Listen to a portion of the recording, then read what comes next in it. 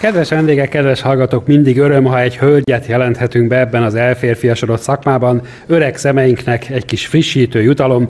Ráadásul mi már 20 éve tudjuk, hogy kiváló női humoristáink vannak, gondoljunk csak Bax Szilviára, vagy Szászi Mónira a Lárpullárból. Ezért is öröm, hogy az új degeneráció 4-et is hozott magával. Tisztelettel jelentem be az egyiket, aki bejutott a legjobb 4 közé a színpadon, Szenteveres Adrien.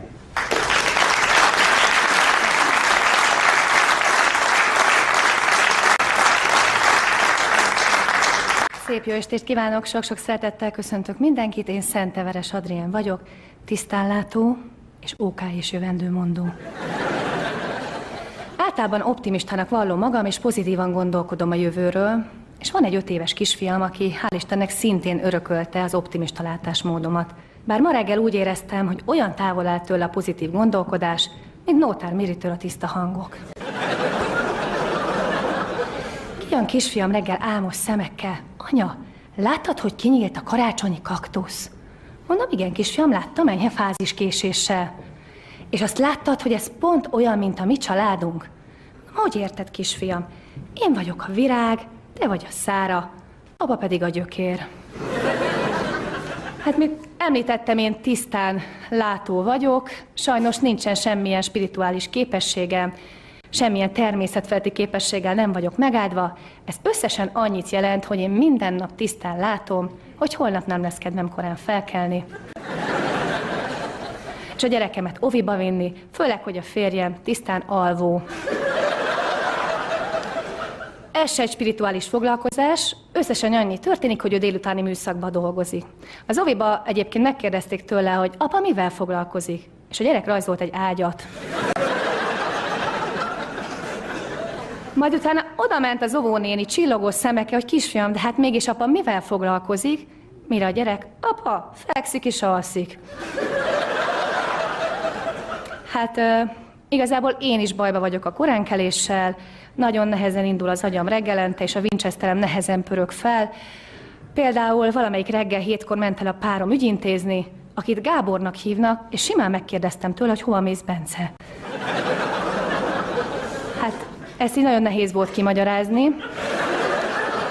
Igazából nagyon nehéz megtartani a pozitív látásmódunkat, főleg, hogy a média folyamatosan azt súlykolja az emberekbe, hogy a jövő rémisztő.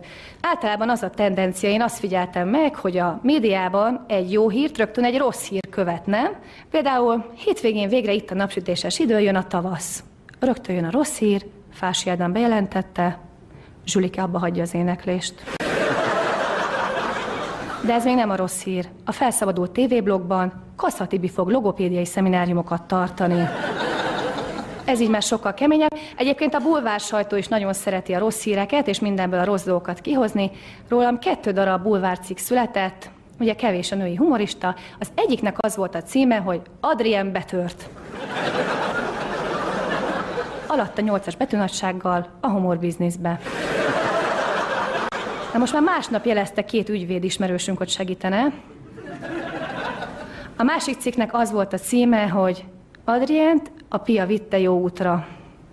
Összesen annyi történt, hogy elolvasta az újságíró honlapomat, ahol az szerepelt, hogy én fogadásból álltam ki először stand-upolni egy üveg ital fejébe. Én már láttam egyébként a következő cikket, össze fog mosódni ez a 2 cikk, és az lesz a címe, a priuszos alkoholista újra betört.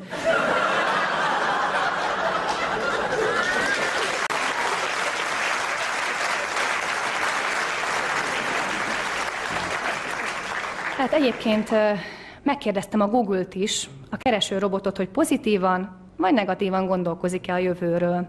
Hát elég érdekes, próbáljuk csak ki, hogy beírjuk a keresőbe, hogy jövő. Tudjuk, hogy mi az, ami először kijön?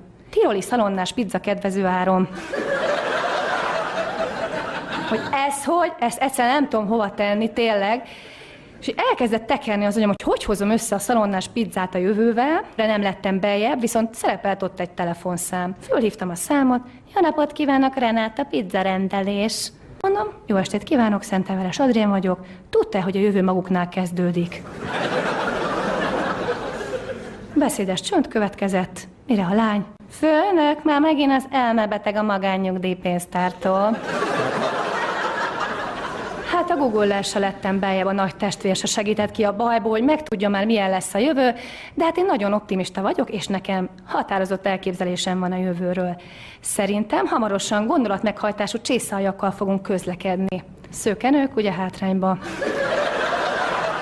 Végre megszavazzuk az Aldi háziasszonyt. Nekem egyébként volna egy javaslatom, Lendvai Ildikó. Tudjuk, hogy miért? Egy kis névváltoztatást kell összesen eszközölni. Lendvai Aldikó. Ennyi.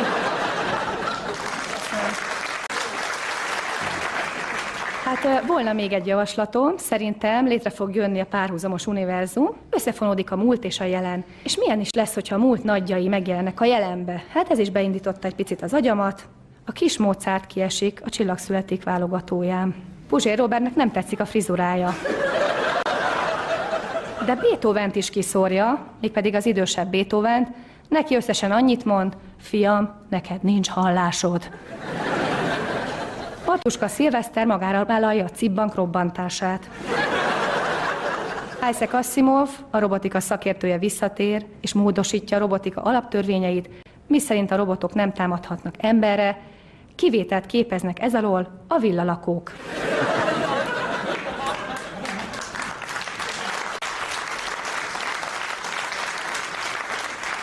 És hát zárásképp pedig szeretném önökkel megosztani kedvenc anekdótámat, kedvenc viccemet.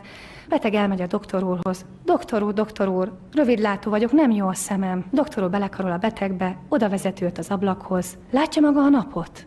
Hát igen. Hova akar maga távolabbra látni? Minden rendben van. Köszönöm szépen a megtisztelő figyelmet.